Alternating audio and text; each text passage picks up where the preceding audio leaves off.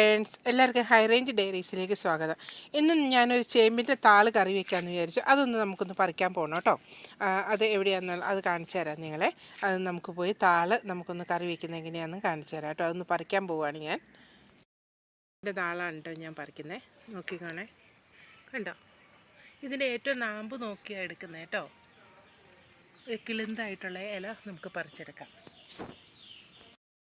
തീരെ നാമ്പായിട്ടുള്ള ഇത് കിളുന്ത് ഇലയാണ് കേട്ടോ ഞാൻ ഇതേപോലെ പറിച്ചെടുത്തിരിക്കുന്നത്. അതാണ് നമുക്ക് വേണ്ടത്. ഇതേപോലത്തെ കുറച്ചധികം ഇലകൾ നമുക്ക് പറിച്ചുകൊണ്ട് വരാം കേട്ടോ. നമുക്കിതിലേക്ക് വേണ്ടിയിട്ട് കുറച്ച് കാന്താരി പറിച്ചെടുക്കണം. അതും കൂടി ഒന്ന് പറിക്കുകയാണ് കേട്ടോ.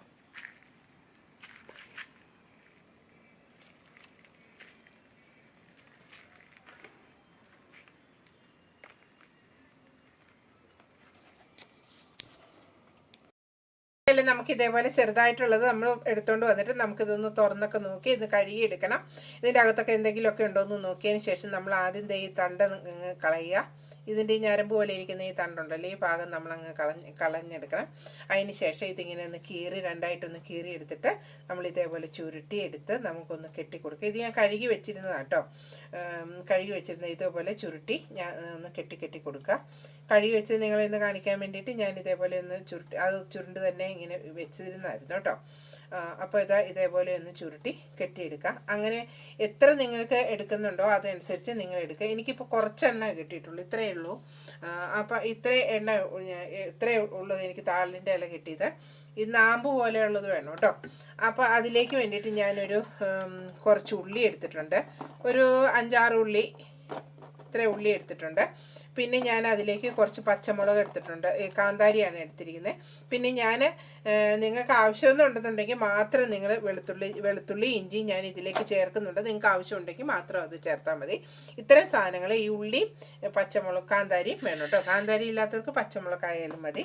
പിന്നെ നമുക്ക് വേണ്ടത് തേങ്ങയാണ്. ഞാനൊരു കാമുറി, അരമുറി ഇല്ല, അതിനേക്കാളും കുറച്ചും കൂടെ കുറവിൽ തേങ്ങ ഇച്ചിരി എടുത്തിട്ടുണ്ട് കേട്ടോ. നിങ്ങൾ എടുക്കുന്ന ഇതിൻ്റെ അനുസരിച്ച്, അളവിൻ്റെ അനുസരിച്ച് തേങ്ങയുടെയും ഈ ഉള്ളിയും മുളകും എല്ലാം എരിവിൻ്റെയൊക്കെ അനുസരിച്ച് നിങ്ങൾ എടുക്കുക. പിന്നെ ഞാൻ ഇതിലേക്ക് എടുത്തിരിക്കുന്നത് വാളംപുളിയാണ് കേട്ടോ എടുത്തിരിക്കുന്നത്. വാളംപുളി ഒരു നെല്ലിക്കയുടെ വലുപ്പത്തിലുള്ള വാളംപുളി എടുത്ത് വെള്ളത്തിലിട്ടിട്ടുണ്ട്. ഇല്ലെങ്കിൽ നിങ്ങൾക്ക് കുടംപുളി മതിയെന്നുണ്ടെങ്കിൽ കുടംപുളി ആണെങ്കിലും എടുക്കാം. വാളംപുളിയോ കുടംപുളി ഏതാ നിങ്ങൾക്ക് ഇഷ്ടമുള്ളതെന്ന് വെച്ചാൽ പുളി എടുക്കണം കേട്ടോ. ഇത്രയാണ് നമുക്ക് വേണ്ടത്. പിന്നെ മഞ്ഞപ്പൊടിയും വേണം. ഇത് നമ്മൾ ഇതേപോലെ കെട്ടിയിട്ടിട്ട് ഈ ഉള്ളിയെല്ലാം ചെറുതായിട്ടൊന്ന് അരിഞ്ഞെടുക്കുവാണ്, അല്ലെങ്കിൽ ചതച്ചെടുത്താലും മതി കേട്ടോ. ഇതെല്ലാം കൂടെ നമുക്കൊന്ന് മിക്സിയിലിട്ട് ഒതുക്കിയെടുത്താലും മതി. ഞാനിപ്പം ഇതിലേക്ക് വേണ്ടിയിട്ട് ഞാൻ ഇതൊന്ന് അരിഞ്ഞെടുക്കുന്നത് ഇതെല്ലാവേ. എല്ലാം കൂടെ ഞാനിങ്ങനെ ഒന്ന് ചതച്ചിട്ടിട്ടുണ്ട്. അതായത് ഉള്ളി ഞാൻ ചെറുതായിട്ട് അരിഞ്ഞായിട്ടിരിക്കുന്നത്. നിങ്ങൾക്ക് ചതച്ചിടണമെന്നുണ്ടെങ്കിൽ ചതച്ചിടാം. ഉള്ളിയും കാന്താരിയും തേങ്ങയും മഞ്ഞൾപ്പൊടി, ഉപ്പ്, പിന്നെ ഞാൻ ഇച്ചിരി ഇഞ്ചിയും വെളുത്തുള്ളിയും ചേർത്തിട്ടുണ്ട്. അത് നിങ്ങൾക്ക് ചേർക്കണമെന്നുണ്ടെങ്കിൽ മാത്രം ചേർത്താൽ മതി, ഇഞ്ചിയും വെളുത്തുള്ളി കേട്ടോ. ഇതെല്ലാം കൂടി ഒന്ന് ഞെരടി ഇതിൻ്റെ മേളിലേക്ക് നമുക്ക് ഇട്ട് കൊടുക്കാം. ഇത് നമുക്ക് മിക്സിയിൽ ചതച്ചെടുക്കണമെന്നുണ്ടെങ്കിൽ അങ്ങനെ എടുക്കാം. കല്ലേൽ ചതച്ചെടുക്കണമെന്നുണ്ടെങ്കിൽ ഒന്ന് ഒതുക്കി എടുക്കാം കേട്ടോ തേങ്ങയൊക്കെ. ഞാനിപ്പോൾ ഒന്ന് കൈ കൊണ്ടൊന്ന് ഞെരടി ഒന്ന് ഇട്ടേ ഉള്ളൂ. ഇതിൻ്റെ മേലിലേക്ക് നമുക്ക് ഇട്ട് കൊടുക്കാം. ഇതിന് വേവാനുള്ള ആവശ്യത്തിന് നമ്മൾ പുളിവെള്ളം ഉണ്ടല്ലോ, പുളിവെള്ളം നമുക്ക് ഇതിലേക്കൊന്ന് ഒഴിച്ചു കൊടുക്കാം. ഇതൊന്ന് ഞെരടി വാളംപുളിയോ കുടംപുളിയോ നിങ്ങളുടെ ഇഷ്ടത്തിന് നിങ്ങൾക്ക് ചേർക്കാവുന്നതാണ്. ഞാനിപ്പോൾ ഇതിലേക്ക് വാളംപുളിയാണ് കേട്ടോ ഒന്ന് പിഴിഞ്ഞ്, ഒരു നെല്ലിക്കയുടെ വലുപ്പത്തിലുള്ള പുളി എടുത്തൊന്ന് പിഴിഞ്ഞ് ഇതിൻ്റെ അകത്തേക്കൊന്ന് ചേർക്കുവാണ്. ആവശ്യത്തിനുള്ള ഉപ്പും ചേർക്കണം കേട്ടോ. പുളി എന്തായാലും ചേർക്കണം. ഇതിനാവശ്യത്തിനുള്ള ഉപ്പും ചേർക്കുക. കുറച്ച് വെള്ളം ഒഴിച്ച് നമുക്ക് തീർച്ചയായും മൂടി വേവിക്കാം കേട്ടോ. ഇപ്പം നമ്മൾ ഇളക്കണ്ട. ഇതൊന്ന് വെന്ത് വരുമ്പോൾ നമുക്ക് വെന്ത് കഴിഞ്ഞിട്ട് നമുക്കിത് ഇളക്കിയാൽ മതി കേട്ടോ.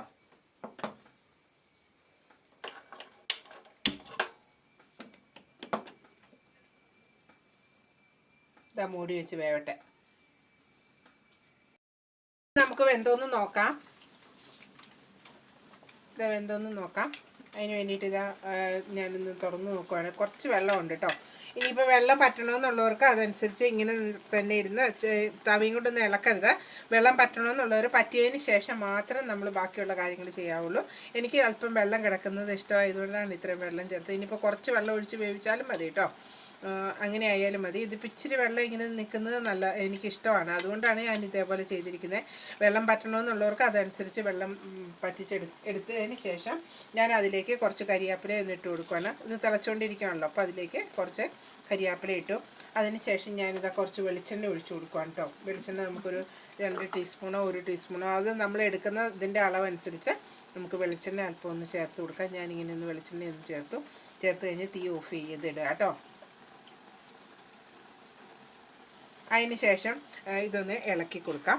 ഒത്തിരി ഒന്നും ഇളക്കണ്ട കേട്ടോ, ഒത്തിരി അങ്ങനെ അങ്ങ് ഇളക്കി എടുക്കണ്ട, ഇതിങ്ങനെ കുഴഞ്ഞു പോകും കേട്ടോ. അതുകൊണ്ടാണ് ഒത്തിരി ഇളക്കണ്ട, ചെറുതായിട്ടൊന്ന് ഇളക്കി നമുക്കിത് ഓഫ് ചെയ്ത് വയ്ക്കാം.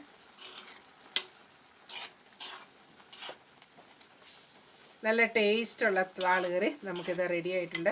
ഈ താളൊക്കെ കഴിക്കുമ്പോഴത്തേക്കും നമുക്ക് ഇതൊക്കെ നല്ല ഗുണമുള്ളതാണ് ഈ താളുകറിയൊക്കെ കേട്ടോ. ഇതേപോലെ നിങ്ങളെല്ലാവരും ഒന്ന് ചേമ്പിൻ്റെ ഇല എടുത്ത് നിങ്ങൾ ഇതേപോലെ ഒന്ന് താളുകറി ഉണ്ടാക്കി വയ്ക്കുക. ഈ ഒന്നിച്ച് നിൽക്കുന്ന ചേമ്പുകളാണ് കേട്ടോ, ചേമ്പിൻ്റെ താളാണ് നല്ലത്. നമ്മൾ ഈ കറിക്കൊക്കെ എടുക്കുന്ന ചേമ്പില്ല, ആ ചേമ്പിൻ്റെ അല്ല കേട്ടോ.